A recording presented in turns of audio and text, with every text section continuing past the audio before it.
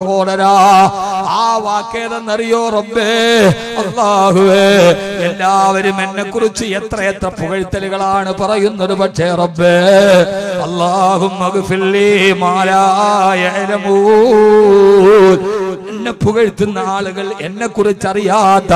രഹസ്യമായ തെറ്റുകൾ എനിക്കുണ്ട് റബ്ബേ അത് നീ എനിക്ക് പുറത്തു തരണേ അല്ലാഹ് ഒന്ന് ആലോചിച്ചു നോക്ക് അല്ലാഹുമ്മ ഗ്ഫിർലി മാ ലാ യഅലമൂൻ ഈ ജനം എന്നെ ഇങ്ങനെയൊക്കെ പുകഴ്ത്തുന്നുണ്ട് അവരെന്നെ പ്രസംഗകലത്തിയുടെ രാജകുമാരൻ എന്ന് വിളിക്കുന്നുണ്ട് അവരെന്നെ ഖാദിമുൽ ഖുർആൻ എന്ന് എഴുതാറുണ്ട്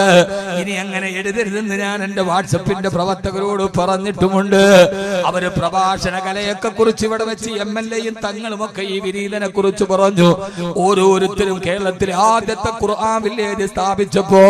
നിങ്ങളുടെ നിശ്ചയദാർഢ്യം ാണെന്ന് മിനിങ്ങാന്ന് ജമലുല്ലയിൽ തങ്ങൾ പറഞ്ഞു ഇന്ന് നിങ്ങളും എന്നെ കുറിച്ച് പറയുന്നുണ്ടാവും പക്ഷേ സഹോദരാ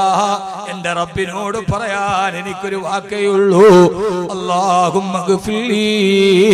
മാ ലാ യഅലമൂൻ അല്ലാഹുവേ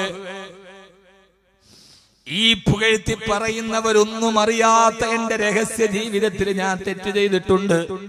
അല്ലാഹുമ്മ ഗ്ഫിർലി നീ എനിക്കത് പുറത്തു തരണേ അല്ലാഹ്